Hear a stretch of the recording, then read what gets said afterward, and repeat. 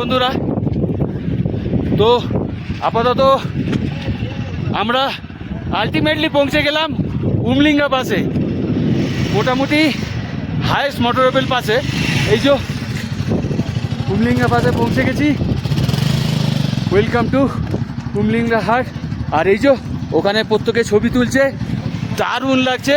মোটামুটি এটা sea level থেকে 19,400 ফুট ওপরে তো পৌঁছে গেছি। দারুণ লাগছে, দারুণ। এখানে এসে বিভৎস লাগছে, মানে চিন্তাও করিনি যে কোনো দিন এখানে নিজের বাইক নিয়ে আসতে পারবো। আর এই যে আর এখানে প্রত্যেকের সাথে সাথে আমি আমার স্টিকারও লাগিয়েছি। World highest bro, welcome to you, highest motorable pass in the world, Umlingla pass, 19,024 feet ওপরে।